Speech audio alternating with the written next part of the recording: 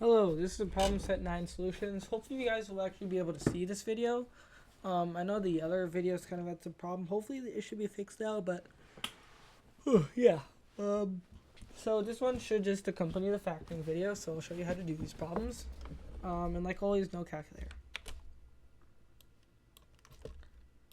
Okay, so you have this cool polynomial, you have to determine the roots, and now you actually can use some algebra 2 skills to figure out that, hey, you don't need to be scared, because usually you'd be like, okay, I can only do it with quadratic, but now you can actually do it for cubics, right? So how do we go about this? Well, first thing, can it be factored by grouping? Let's see. Okay, yeah, sorry, I just checked something on the phone. Okay, so can it be solved by grouping? Is 2 over 3 the same as 8 over 12? Yeah, it is, actually. So I can do factoring by grouping, so let's do that. So factoring out that x squared, we just get 2x plus 3 minus 4x,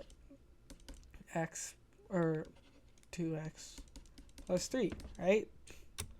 This gives us x squared minus 4 times 2x plus 3 equals 0.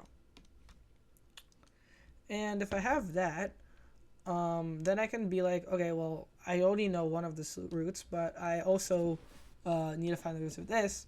Or just identify that, hey, you have a difference of squares. So you have just x minus 2 times x plus 2 times 2x plus 3 is equal to 0.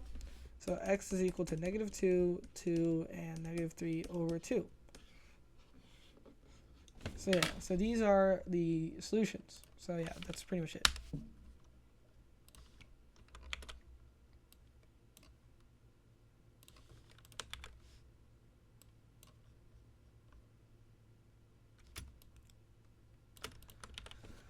Alright, this one looks really scary because of that 1997, but remember, remainder theorem states that this is just, if you plug in negative 2, you'll get the same output.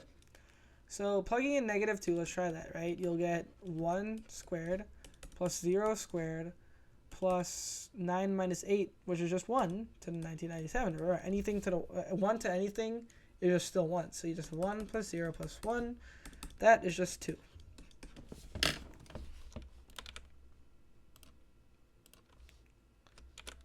All right.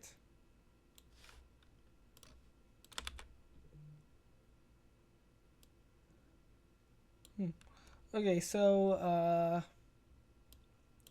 this next problem has you also use the idea of remainder theorem, because if x plus 2 is a factor, if I plug in negative 2, so negative 2 cubed plus 3m squared times negative 2 squared plus m times negative 2 plus 4, if it's a factor, it should all equal 0.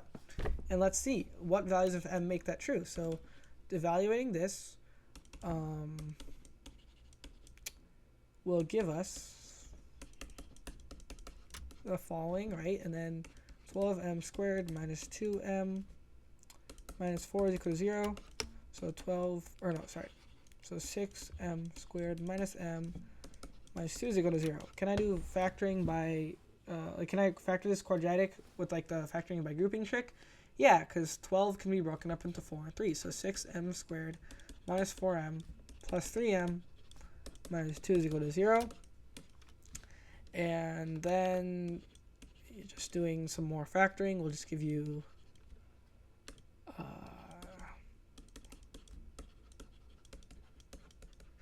okay, so then you have 2m plus 1 times 3m minus 2 is equal to 0. So m is equal to negative 1 over 2 and then 2 over 3.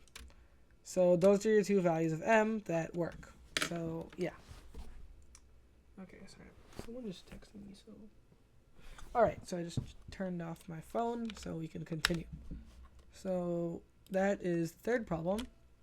Now this next problem, there's actually many ways to do it. And hopefully, and I'll actually cover another way of doing it in the next video for like the lessons, but like I'll just in the other way I like a lot more.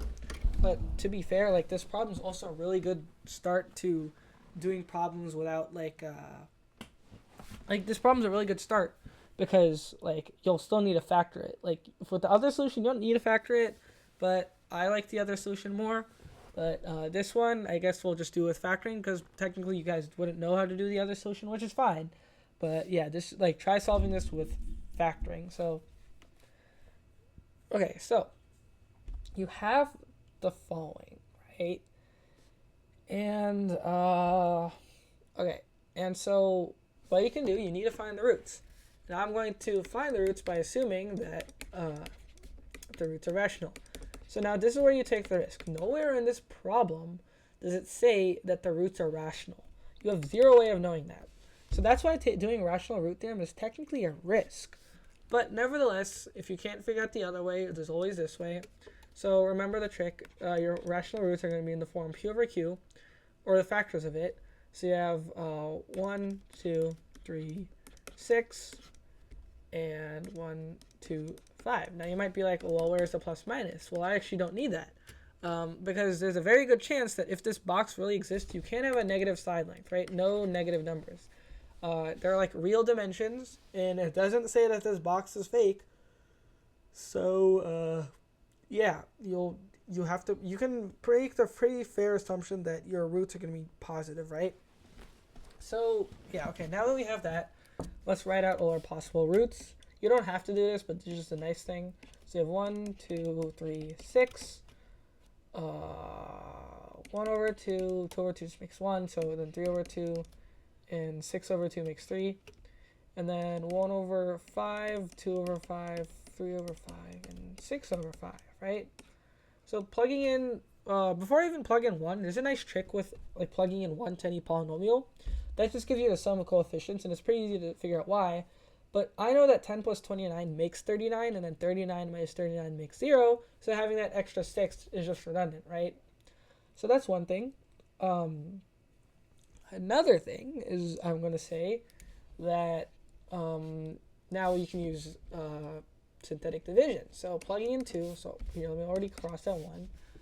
So plugging in 2, you have 10, negative 39, 29, negative 6.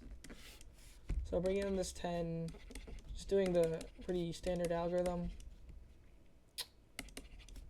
Okay, this does not make it, and we don't even care what the remainder is because we're not looking for any roots. We're just looking for the actual like roots, or yeah, we're looking for the roots. We're not looking for any values of the function. So 2 doesn't work. I'm going to cross it off my list. What about 3? So 10, 30, negative 9, negative 27, negative 2. Wait, did I drop a negative somewhere? 10, 30. Oh, this is supposed to be a positive 2. I was going to say that doesn't look right. But because I know this root should work because I remember doing this problem. So yeah, so you have 6 and that makes 0. So the root does work. I guess you could say I'm kind of cheating a little because like I already know the solution. But then again, I also put the problem in there, so I kind of had to. But yeah, so x minus 3 is a solution, and then this quadratic formed by coefficients is also the solution. So 10x squared minus 9x plus 2 is equal to 0. Now, time to find the solutions for this. Can I factor it? Well, do I have two numbers that add up or multiply to 10 times 2 and add up to negative 9? Yeah, I do. I have 10x squared minus 5x minus 4x plus 2. So doing some more math, I will just get the following.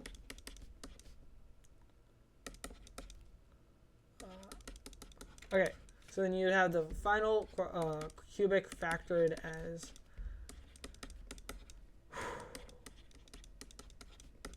Alright, so you have that. So now the roots are just 3, negative 2, or positive 2/5, and 1 over 2. And now adding 2 to all of them is our new dimension. So you have 5, 12 over 5, and 5 over 5. No, 5 over 2, right? So now multiplying those together, what is 5 times 12 over 5 times 5 over 2? That is just 6 times 5, which is your final answer of 30. So hopefully now you can see why I kind of don't prefer this solution, because it's kind of like annoying. Because why is it kind of annoying? Because like you have to do a lot of like thinking and a lot of brute force. The other solution I'm going to show you tomorrow is really elegant, is really nice because you don't have to worry about anything, right? Because you don't have to worry about if the roots are rational or irrational. The other way was really cool, but I guess I'll show you later. So yeah, that is the problem.